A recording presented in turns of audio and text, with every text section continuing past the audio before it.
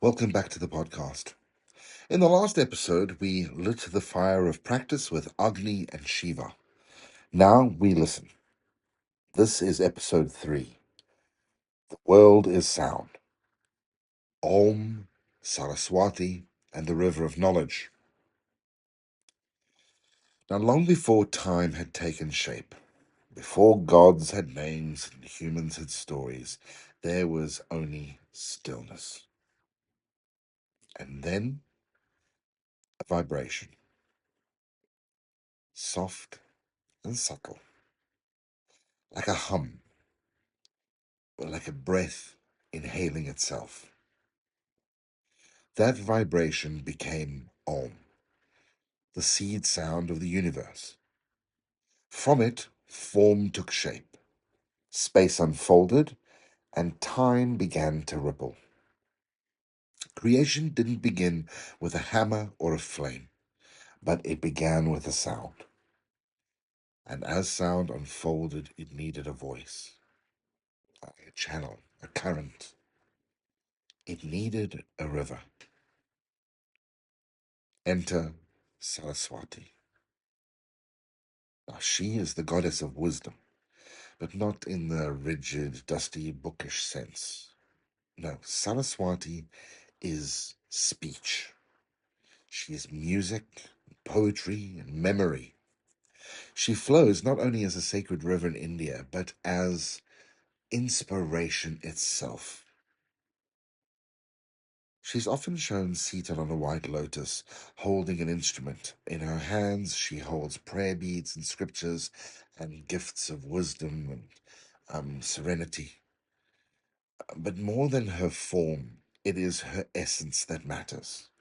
She is movement, and a movement that moves us to clarity. While other goddesses like Lakshmi give prosperity and Durga will give power, Saraswati offers something a little bit more subtler. She offers us discernment, the ability to know what really matters. In the Vedas, sound is not just a byproduct of creation, but it is creation.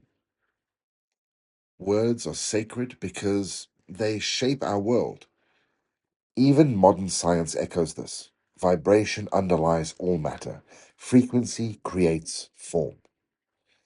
But this isn't just physics. This is practice. You see, when we chant Om, we don't just make a noise, but we allow ourselves with a vibration that is older than time. A sound that contains the waking, the dreaming, and the deep sleep. The sound of being itself. So let us now return to the river. Saraswati flows. So does knowledge.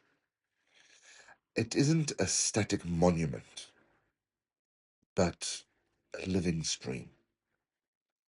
So myth too isn't fixed doctrine. It's not a strict set of commandments that are carved in stone.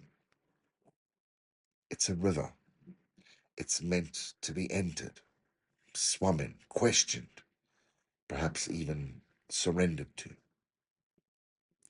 In one telling, Saraswati flowed so fiercely that Shiva had to redirect her.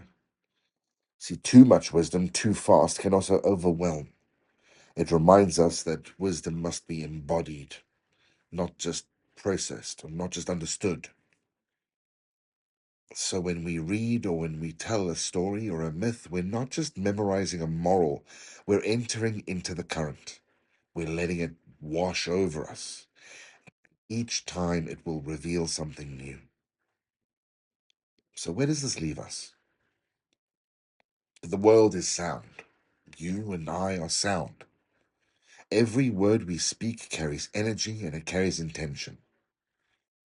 So when you chant, when you sing, when you whisper a truth to yourself in the dark, you're echoing the creative act of the cosmos.